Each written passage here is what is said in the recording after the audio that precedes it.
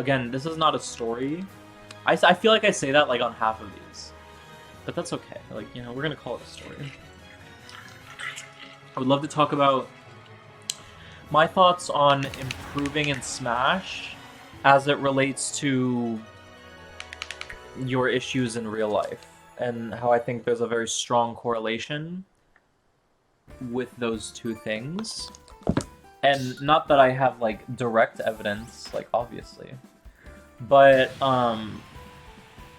it makes sense in the context of like myself, and also I see that in a lot of other people, to where like the issue they have of why they don't improve, I'm like, oh, this is not just a video game, like a Smash fighting game issue, like, you know, like, this is, you treat a lot of things in life this way. That, again, I wouldn't necessarily say like, hey, like, this is a problem, you need to fix the shit about yourself, but also like sometimes it is, and sometimes like, it's just something you can improve at if you want to improve at anything in life. For example, I'll start with me, right? Because, you know, why wouldn't I?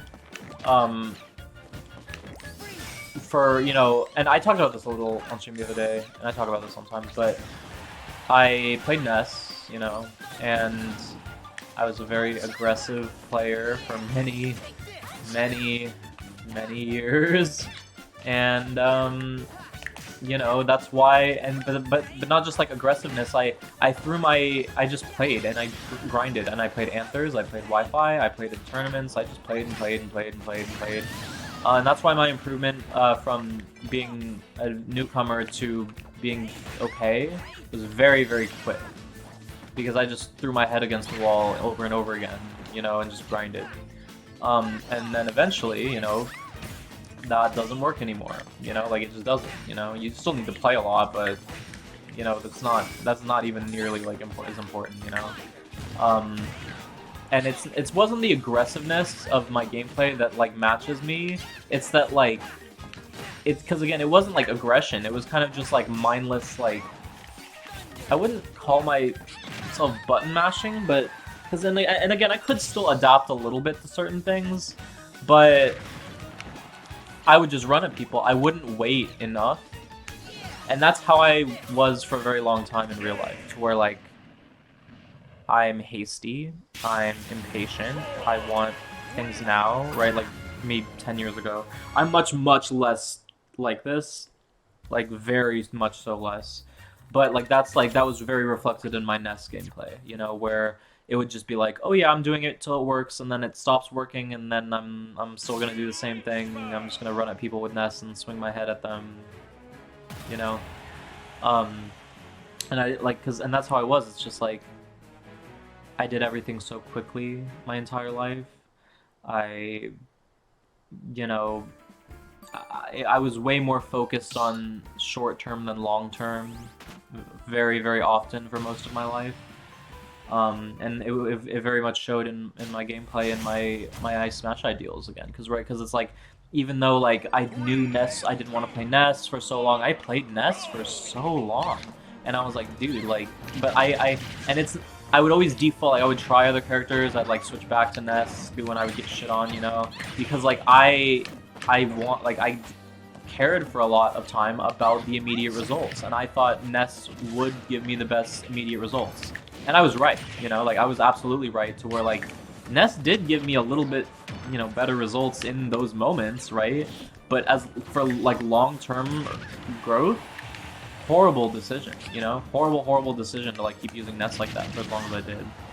And that's kind of how I look at like that side of like, wow, like my gameplay was so like. And again, it's not that I didn't think, because I hate that people would think like, oh, you just like do this, because like there's stuff going on up here, you know? But I looked at a lot of things in very stubborn ways, to where like, you know, and also paired with the fact that I didn't, like, I'm a Ness pessimist, it was very like, bro, I'm playing this shitty ass Ness, like, you know? At least, and then when I, you know, started using like Bayo Peach, it's like, okay, well now when I lose, it's like, you know, at least we're playing good characters, and it's like actually my fault, you know? And again, not that losing with Ness was Ness's fault, but like sometimes it was, you know, if you're not playing a top tier in this game, like, you know? And I didn't like that feeling. I'd rather just lose because it was my fault, you know? I hated losing and being like, fucking Ness did this to me, you know? Whether it was true or not, I didn't like it. And I'm not gonna name anyone else for the rest of the examples, like, directly. Because even though, like, I'm not doing it in a, like, a critical, like, shitting on you way, like, it's just not necessary, you know, like, I don't need to name anyone directly. But there's one person that I have in mind who is very stubborn about, and again, this is Smash and real life. It's like stubborn in the ways that he wants to do everything himself, and like he wants to do everything his way, if that makes sense. To where it's like, this is like how it's worked for me, this is how I am, you know, this is how I operate, blah blah blah. And even when like I would try to like tell him other ways or why certain lines of thinking weren't that good, it would not get through to him because that's kind of how he's wired his brain, and that's how his brain is like wired right now. To where like foreign concepts like that are just, you know, and it's not that like he doesn't get it, you know, it's not that he's dumb or that he doesn't like understand what I'm saying. It's just that like a concept will not, like, there's a good chance, like, if your brain is not wired a certain way, and especially if people are not using the right language, right? Like, if someone is not telling you the thing in a way that, like, you, like, can retain that information and understand, you won't remember it and you won't apply it. So it's like, even though, like, we're giving good advice and, like, he's understanding it, it's not being applied for... And there's a lot of other reasons that goes into something like that when it comes to, like, tournament games and like playing in tournament. But this was also a person that, you know, he's very much like, this is how I am and this is how it's been, and you know, I want to do it my way and I want to fix it the way I want to do it, you know, I don't need, you know, and you know, that's okay, like, it's fine. But if you care about your results like that, you care about improvement, you not only have to consider other opinions and other options and think outside the box, but you have to just like constantly be like taking what other people said and like reimagining it and like trying to understand, because some people will say brilliant, like have brilliant gameplay concepts in Smash, but they don't know how to give advice. So like, you know, so they just say some the shit and everyone's like, people look at these people, they're like, what are you talking about? Like you know, but like they're just not good at articulating verbally why the concept that they apply is very effective. You know, some people are very good at that. But it's another person, well, this is more like a tier thing, you know, to where like, but like it's still the same concept applies, to where like I'm over here like I love being a tier 4. I love broken characters. I love winning. You know, I love like most characters. You know, but at the forefront of my mind, like I want to play a good character that I like, and I'm not playing no fucking low tier and bracket like that. You know, and I think some, again, mostly at like lower or like mid or even like high levels of play. Usually not top levels of play. Like you're not gonna see like Isabelle's like this at like top levels consistently. You know, you'll see it sometimes, but never consistently. And some people, like, I can do it with my low tier. They're like, I can, like, my character, you know? And I get it. And you're not wrong. You can do it with your low tier. But it's to me, it's like, even though it's possible, you will not be consistent. You're not going to be consistent at, like, if you have, like, goals of being, like, majors, and you're not just, like, focused on your state, like, drop Isabelle, drop Richter, you know?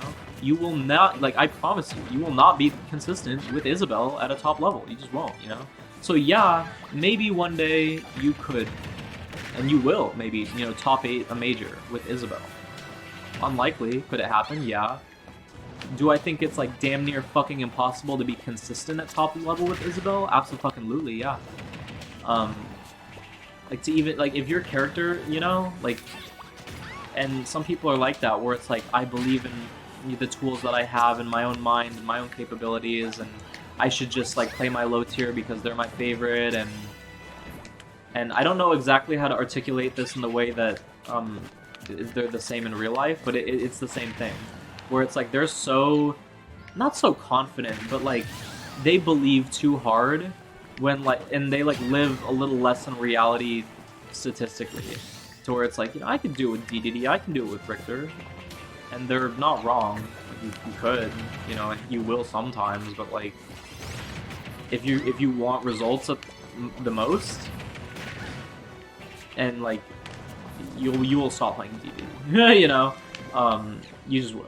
And even if you're like a DD main for 20 years, you know, your results probably will take a dip for a bit, but if you're actually improving and you're actually smart and you're actually good at the game, the results will go back up and be even higher because you dropped DD, you know.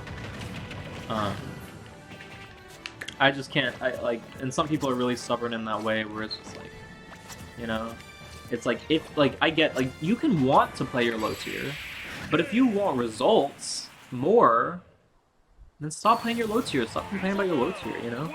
It's not smart at all.